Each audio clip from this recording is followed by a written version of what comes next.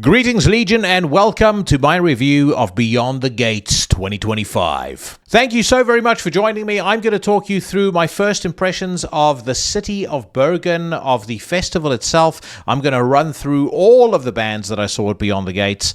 I will give them a grade so we can decide whether or not they are going to be showered in glory or be forced to hang their heads in shame forevermore. And if you stick around until the very end of this discussion, I'm also going to give you a little sneak preview of some of the great content that I managed to record while I was in Norway, and some of the content that you can expect, therefore, to be shared on the podcast and on the show over the course of the coming weeks. So let's get into it, my friends. First and foremost, I want to talk a bit about the stunning city of Bergen in Norway. The very first time that I visited, I can tell you right now that if you've never been there before, I strongly suggest that you put it on your itinerary or on your bucket list, or however you plan your travel. Make sure you go there. Music excluded. The place is absolutely gorgeous. You have the mountain backdrop covered in forest trees and stuff like that. I mean, it just looks like fucking black metal as soon as you get into the city. But the city is really beautiful, really well maintained. I would liken it to a city frozen in time, but somehow they've also managed to incorporate quite tastefully a lot of modern conveniences. So there's a lot of really great restaurants, really great bars, loads to do if you want to go shopping and do all of that shit. There's plenty for you to do in that regard as well. It's also very well connected, so loads of good transport links. You can pretty much walk, certainly if you're going for the festival, you can pretty much walk wherever you need to be. The other thing that I would say that was a standout for me is the mobile phone reception is fucking brilliant. I was instantly annoyed as soon as I landed back in London Heathrow because my cell phone reception was up to shit once again, where I had been spoiled for five glorious days in Norway with actual proper 2025 level technology. And then the other thing to say is I never waited more, literally, than a minute for an Uber to arrive in Norway. So yeah, the place is it's just really well run. I loved it. My wife and I both instantly fell in love with the city. I have traveled to many places over the course of the last several years, and if I had to give it a ranking, if I had to give the city a grade, A+, it'd be right neck and neck with Cape Town. Probably one of my favorite places that I've ever been to. And again, as I said, whether or not you're going for the festival, I would strongly suggest that you make your way there because it is beautiful. We were really lucky with weather. Well, lucky or unlucky, depending on what sort of weather you like. I'd been told to expect rain for the entirety of the week. There was none of that. Glorious sunshine throughout. Everybody was in a good mood. I was about to say the good mood. Good mood. The city was alive, and it was really, really it was the perfect week. Now, starting with day one of the festival, we actually arrived on the Tuesday, and then hung out at the hotel, went out for dinner. To be honest with you, of all the dinners I had, probably the one that was the most disappointing. Everything after that was great. But pro tip, if you're a traveler to Bergen, no matter how in the mood you are for steak, avoid Bighorn Steakhouse at any cost. On the Wednesday, I had my first engagement. I hosted a panel with the legendary Schmear from the band Destruction, as well as Denise Dorner, who is one of the filmmakers responsible for a documentary called The Art of Destruction. Spent about an hour talking to them on stage about the making of the documentary, got a load of insights into the production. The documentary itself is actually really interesting because it was started before COVID, then evolved into something completely different because of COVID, and the fact that COVID impacted Destruction as it did every band, also resulted, as you know, if you're a Destruction fan, in some personnel changes. Great meeting Schmear, great meeting Denise. I will make that panel available at some point over the course of the next couple of weeks. Once we were done with that, we enjoyed a reception for the delegates at Beyond the Gates at one of the buildings. Now, I think one thing just to say very quickly about Beyond the Gates, it's not just in one location. So there's really three main locations that it took place over the course of its 4 days. The place that we started at, that we did the panels, and where there were a load of other events happening over the course of the week, was a spot called Coulter Hesset. I'm sure I mispronounced that, but you'll be able to tell what I said if you see it on a piece of paper at least. Then for the first day, most of the bands played at a spot called USF Verftet. That is a purpose-built kind of performance club / theater. Really, really great place. It's kind of right on the water, so you've got beautiful views of the mountain, beautiful views of the water. It's got a great bar and just a great seating area so that you can enjoy the scenery.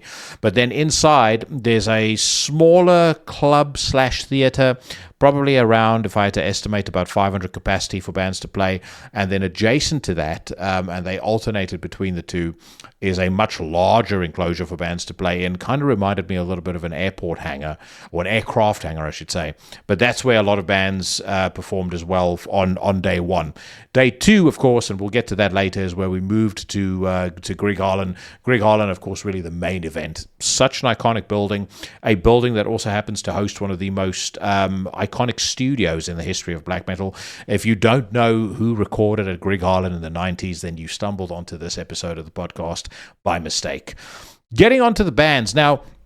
Let me just say from the off, I didn't have time to watch every single band on this lineup. So as we go through this list, it's not a personal insult if I didn't watch your favorite band. When I did the Fortress Festival review, there were a couple of people that seemed to be incredibly incensed that I, dared to go and have dinner or dared to record an interview while one of their favorite bands were playing. So I watched what I was able to watch. I'm going to talk you through what I thought of them. Starting with Hellripper. So Hellripper play absolutely killer black and roll. They kicked off at about 6 o'clock. They actually followed Hell Butcher, who unfortunately I missed. Perfect band to get the crowd's juices flowing. James McBain, their frontman, is a natural entertainer. He did a superb job of spiriting proceedings and really getting the crowd going. For me, Hellripper was just the perfect pitch in terms of setting a vibe in that sort of early slot. They played a varied set list taken from their last 3 albums. By the end of their performance, it really felt to me like this was probably going to be one of the last times that we saw them play in such an early time slot. So I thoroughly enjoyed it. They get an A grade. Fantastic stuff. Next up, we had I Am Morbid, who are currently touring in support of the 30th anniversary of the album Domination, the Morbid Angel album Domination, of course. Not that it makes me feel in any way old, decrepit, or ancient. I do remember the day that I ordered that album and very excitedly received it in the post. Doesn't feel like it was 30 years ago. But anyway, I Am Morbid did not play the whole album as I had hoped. What they did play off the album sounded great. They kicked off with Domination, went straight into Where the Slime Live, then they played Dawn of the Angry. Later on in the set, they also played Eyes to See, Ears to Hear. But that was basically it. I was hoping for a couple of deep cuts. I was, curious to hear what they might do with something like Inquisition, Burn With Me, which I've always thought was a very underappreciated Morbid Angel song. Even something like Nothing But Fear, but none of that. Overall, band was good. David was in fine form. Pete sounded solid, even though he made a few mistakes. I didn't really pick them up, but Cheyenne, who saw them as well, said he could hear them. Nothing ultimately that spoiled the performance for me. Equally, Bill Hudson and Kelly McLaughlin, the guitarists, both looked great on stage and they sounded great. But what I would say is, with them is where the distinction between execution and delivery comes into play. The two guys executed flawlessly, but the delivery lacked some of that wildness and some of that spontaneity that you have, or at least that I feel when I hear Trey Azagthoth play. Now, I know there's probably not a chance of those guys ever reuniting, so this is the best that it's going to get. But that was just my thoughts on how they performed. They delivered the songs perfectly. That feeling of just unhinged craziness that you had with Trey, though, especially with the solos, just wasn't quite there. One thing that I would also say, and I have touched on it in them, missing a couple of songs off of Domination, but I think with I Am Morbid, they are missing a trick by not playing deep cuts. We've all heard Pain Divine, Sworn to the Black. I don't even know if they play. I can't remember if they played Sworn to the Black. They did play World of Shit, and they played Blessed Are the Sick and Fall from Grace. Fucking brilliant songs, but I want to hear something that I haven't heard, or at least not heard in a while. So I think, if I were them, if I could give them any advice, I would say stick Ancient Ones onto that set list. Give us a bit of Unholy Blasphemies, just something fucking, something that is a bit different that we haven't heard before. Their grade is a very solid and respectable B. Attic was up next. They set up their stage with an altar in front of the drum kit. It had candles burning, looked really sinister, provided some great ambience. As soon as they started, I instantly realized why Justin Horval, J-Dog, has been raving about them relentlessly for the past year. They were fucking brilliant. The crowd went nuts for them.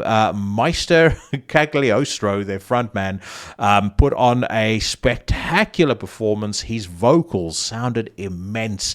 The sound, by the way, for the most part, there was one band that I'll get to later where the sound just, I don't know what happened. Somebody cast the fucking Gavorka or some sort of voodoo shit on the what's his face on the sound desk, and they sounded terrible. But for the most part, the sound, no matter where they were playing, whether they're playing in the main hall, whether they're playing in Grieghallen, whether they're playing in kind of the club part of USF Verftet, the bands all sounded fucking great. Attic absolutely, unquestionably receives an A grade from yours truly. They were fantastic. Next up, we were back in the big hall for Triptykon, playing a selection of Celtic Frost favorites. I will say about them, they were way better than when I saw them at Fortress. There was a lot more energy and enthusiasm, especially from Tom. The crowd really dug it. It was billed as a Celtic Frost set, so they wheeled out the songs that you would expect into the Crypt of Rays, that sort of stuff. I would personally have loved to hear some Triptykon tunes, especially something like Demon Pact, which I feel like in that setting would have been perfect. But as I said, it was presented as and billed as a Celtic Frost set. People absolutely loved it. They get a B+. Then we closed off day one with Destruction. Now, this is my first time seeing them, and they absolutely showed why they have such a formidable reputation as a live band. They used John Williams' Imperial March as an intro tape, which worked brilliantly. Then they launched straight into Infernal Overkill, played all 8 songs back-to-back, delivered a ass-kicking of note to close off the day. It's incredible how strong the Infernal Overkill material still sounds in 2025 when, that album I think now is 40 years old. But really, really good. After they did Infernal Overkill, they came back. They gave us a final ass whipping by way of Curse the Gods, Total Disaster, Mad Butcher, and they finished off with their signature Thrash Till Death. One of the best performances I have seen out of any thrash band, including anybody from the Big Four. Schmear was an absolute god on stage. These guys stole the show on day one without question. They get an A+. Next up, we had day 2, which kicked off at Cultureset, the smaller venue that I mentioned. Koldbrann, a band that I was really excited about seeing before the festival, were first to take the stage. Now, within the Cultureset venue, the stage is a bit smaller, or at least it's smaller. The venue is smaller. The stage is also lower. So you don't necessarily have the best vantage point of the bands when you're watching them. I also felt with Koldbrann, the sound was a little bit muddy. So overall, a bit disappointing, especially because I absolutely love their music and I was really, really looking forward to seeing them. I've spoken before on the podcast about how much I enjoy that comeback record of theirs, Ingong Skongsel. As I said, anticipation for me was really, really high. I would say, in addition to the fact that I just think things didn't quite come together for them on the day.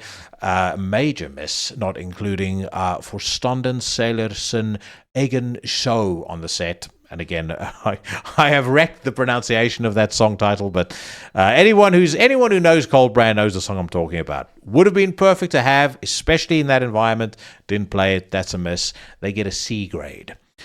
Grieghallen was the venue we moved to next. Now, again, first time visiting Grieghallen. Let me just say, what a humbling and just awe-inspiring experience it was to walk into that place for the first time. It is a beautiful building. A little bit hot on the inside, lots of glass, and obviously in Norway it's cold almost all the time, so that it's not like they're going to invest a ton of money in air conditioning. The heat got to Old Jackson a little bit, but that was that was besides the point, because the venue itself, incredible. The concert area, like where you see the bands, is just fucking, there is nothing that compares to it. You've got a really cool seating area, where you can sit down. It's kind of a tiered seating area. It looks a bit like a cinema. Then you have like a really big floor, and you have the massive stage in front of you. Incredible acoustics, just the whole place is purpose built for symphony orchestras, operas and the like. So, putting black metal in there, it does feel really, really special, especially when you then consider the fact that, the likes of In the Night Side, Eclipse, I'm trying to think what else, De Mysteries, Dom Satanas, the fucking list goes on, Bergen, Immortal, Thirtykon, anyone who's anyone in the 1990s recorded there. So the venue just has a very special feel. Misthyrming was our first band on day 2. They were absolutely fucking astonishing. This is my third time seeing them. In my view, their best performance to date, bar none. They were intense and seamless from start to finish. Came out, they have definitely, since I saw them at Inferno and Fortress last year, they have refined their approach. Like you can tell they're way more confident now. The way that they deliver every song is just...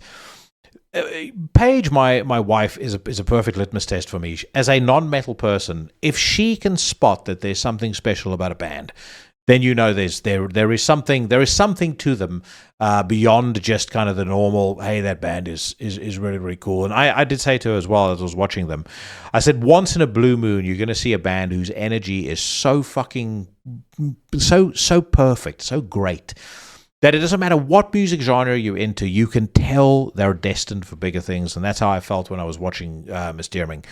A transcendent performance. I feel like their attitude was coming onto that stage. The promoters could put them anywhere on the bill, but good goddamn luck to anybody who's going to follow them thereafter. They get from me a humble grade A++.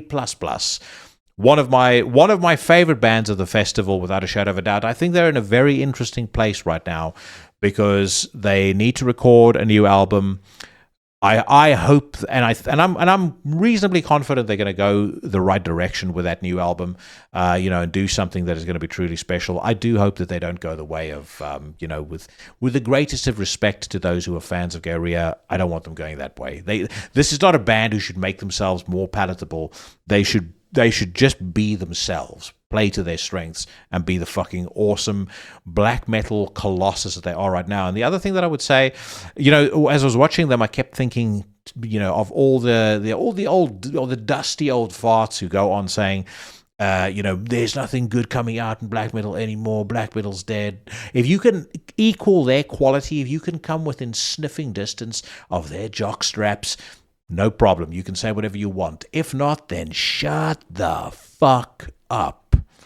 Right, next up, we had Paradise Lost. Now, all of you know Paradise Lost is one of my very favorite bands. Depending on my mood, I would refer to them as my favorite band, but God, they had some horrific sound issues early on. They started with Enchantment, and it was just a garbled mess.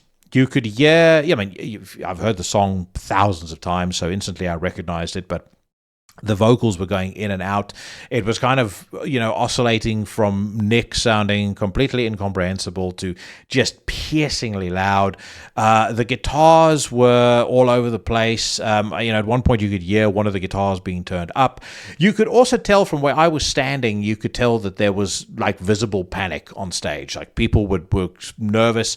At one point you could see Nick like looking at the crew, on the side of the stage, and I think just sort of hoping that someone somewhere was going to pull something out of the bag and get it fixed. But sadly, the first couple of songs were just a fucking shambles, and the audience felt it too. Unfortunately, by the time that the band finished, I'd say at least 30% of the venue had already left. So it was unfortunate, and it was sad to see them on stage having like a guy like Aaron Eady. I think if he had a fucking banjo, he would still look like he's having the time of his life. So he played his heart out, as did everybody else in the band. It was just not their night. Tough night at the office, as they say. There were a couple of other things as well that I should mention that's going to play into my grading of their performance.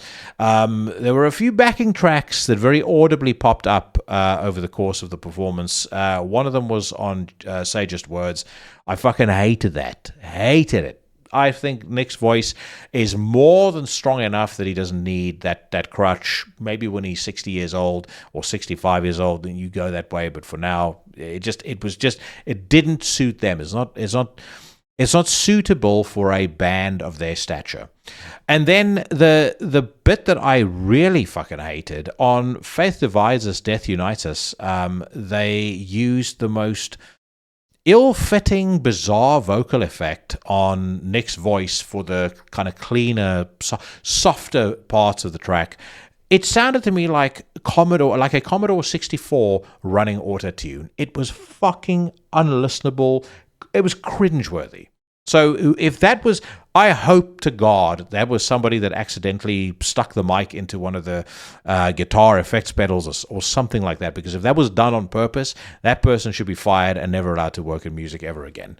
There were a couple of highlights. They did As I Die, sounded fantastic. No Hope in Sight, same deal. That's when, that was towards the end of the set and things had started to get a little bit better, but the band relatively abruptly ended their set, and you could tell they weren't happy. So, I've seen them many times before. They've always been superb. I know this was just a blip, but unfortunately, they get a grade of C.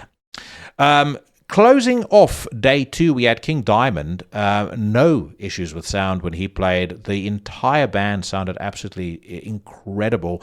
And King especially sounded maybe better than ever. The last time I saw him was 2018. I think it was 2018 when they were doing the Abigail tour. I think he sounded even better this time around. And what's mind-blowing is the guy is not only 69 years old, but he had triple bypass surgery 15 years ago. So for him to sound like this was awe-inspiring. I also listened very carefully to hear whether there was any backing tracks, any trickery at work, nothing that I could detect whatsoever. And you could specifically hear, because he wasn't singing every part of every song with complete perfection. So there was little stage imperfections, little live imperfections, but I mean, that's kind of what makes the performance. I should also give a shout out to Andy LaRocque. Holy Jesus! I mean, he proved on the night that he is one of the greatest guitar legends ever. When he ripped into some of those solos, magic. Absolute magic. As far as the set list is concerned, quite honestly, I checked out of King Diamond after the Eye. I really don't like some of the later stuff, and as much as I thought that the Spider Lily single wasn't too bad when I first heard it, when they played it live, I was just reminded of the fact that I would far rather have heard a couple of Merciful Fate classics thrown in for good measure. For me, it should be, if I were in charge of a country, or if I'm even better, in charge of the world, I'd make it a criminal offense for King Diamond to perform live without including Come to the Sabbath and Melissa in his set lists. That being said, can't take away from the fact that the elaborate stage set was very cool. The performances were top notch, and they got a rapturous ovation from the audience. King Diamond gets an A grade. Day 3 was a bit all over the place for me, or a bit busy, actually, I should say. That was in part because I got a text message early on in day 3 confirming that a massive interview that I'd been chasing was going to be recorded in the evening, so that limited the number of bands I was able to see. If you want to know who I did that interview with, stick around and watch the little preview clip that I'm going to run at the end of this video. Now, I would also say, by the way, when you hear who it is, when you determine who it is, you're going to be very fucking happy.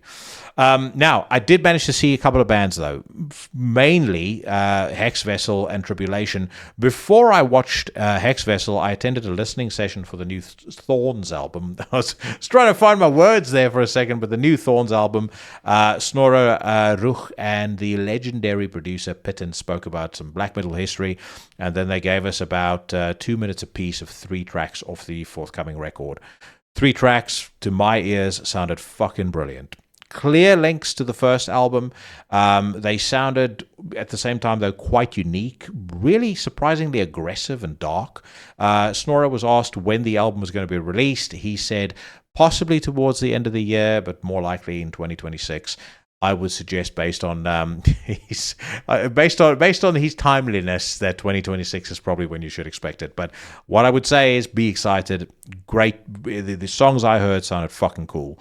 Snorre, by the way, I bumped into him as well. Very cool dude, and who knows, you might at some point down the road, not from Beyond the Gates, so don't get too excited, but you might at some point down the road, nearer the release of the next Thorns album, you might get to see him on Into the Necrosphere. On to the music, though. Hexvessel, they sounded pitch perfect. Matt McNerney's voice carried really strongly in Grieghallen. Honestly, I think he sounds better live than he sounds on album, which is saying something, because on album he is very strong. But in Grieghallen, it was a perfect venue for them, and it's the perfect acoustics for his voice. They played my favorite Hexvessel track really early on in the set, Eternal Meadow. So naturally, I was on cloud 9 hearing that. For me, they definitely won the day. They're a band that occupy a very interesting space. They can fit in on a bill like this very, very easily. But there's also a bunch of hippie folk festivals where they can do really well too. So I thought they were magnificent. They get an A grade for their performance. Tribulation were next. I only caught the first half of their set before having to hightail it out to the interview location. What I saw was really impressive, though. This band really have become true rock stars that are very obviously destined for bigger things. Everyone in the band has charisma, great stage performance, great stage presence. I would give it a B+, but only because Hexvessel had blown me away so much. It was going to be very hard for anybody else to compare to what I had seen. Day 4, the final day of the festival. We kicked off the day with a lunch with the mighty Swarthalv of Gehenna and Nocturnal Breed fame, and his lovely partner Victoria. I recorded probably one of the most personal conversations that I've ever had with somebody for this show at that lunch, so that's going to be coming out as part of something really, really special that I'm working on around the Gehenna reunion. After lunch, we headed to Grieghallen, where I joined the band again backstage. We filmed some more with Swarthalv as he was getting ready, and then when it was showtime, we sort of try to follow Gehenna to the stage, but you got some security issues backstage. We then made our way to the front and watched the full performance. Holy Jesus, they were absolutely fucking amazing, and I'm going to say this from the get-go. You guys know that I am very good friends with Swarthalv. Consider him to be a really close friend, actually. And so I cannot possibly talk about this without having some degree of bias. So I'm just open and honest about that. But if only to validate my thoughts on their performance, that crowd that concert hall was absolutely rammed, like as rammed as it had been for King Diamond, and nobody left before the end of the show. The ovation that they got when they came on stage was fucking deafening, and people just seemed to get more and more into it as the show progressed. They played 12 songs. And in order, they performed Touched and Left for Dead, A Witch is Born, which was genius. Through the Veils of Darkness, Angel Wings and Ravenclaws, The Eyes of the Sun, The Shivering Voice of the Ghost. Huge applause when they played that. Lord of Flies, Unearthly Loose Palace, Dark Poems Author, Morning Star, another really big response. The Mystical Play of Shadows, Midwinter Forest. just everyone in the band, you could see was in their element, relishing that moment. And I will be very honest, I watched most of that show with a lump in my throat because, knowing the road that my friend had traveled to be back on that stage, what it meant to him, what it meant to the rest of the band members. I feel incredibly fortunate that I was able to see it from the perspective that I did, and then to finally be there in Bergen, in Grieghallen, seeing them on stage, experiencing that. They could not have scripted this comeback performance any better if they had tried. It was that good. Grade from yours truly, A++. Now, I missed Talker, as that was my only opportunity to record my Grieghallen walkthrough with Cheyenne. Really fun. That's going to be coming out potentially later this week. So by the time that you see this, it may already be out. Check it out. There's, we kind of approach it with our usual brand of humor, which might not be to anybody's or everybody's liking, but we had a shitload of fun doing it.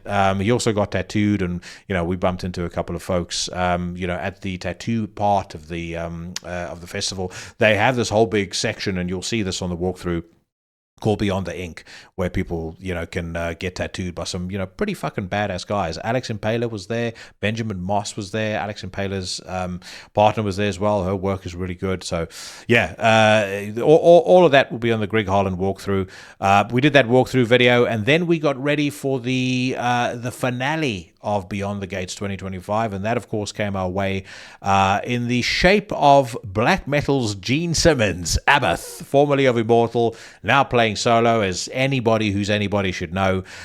He played a set comprised entirely of Immortal songs, and even though we didn't get Battles in the North, we did get Withstand the Fall of Time. It was actually the song that they opened with, and holy fuck, did that land well.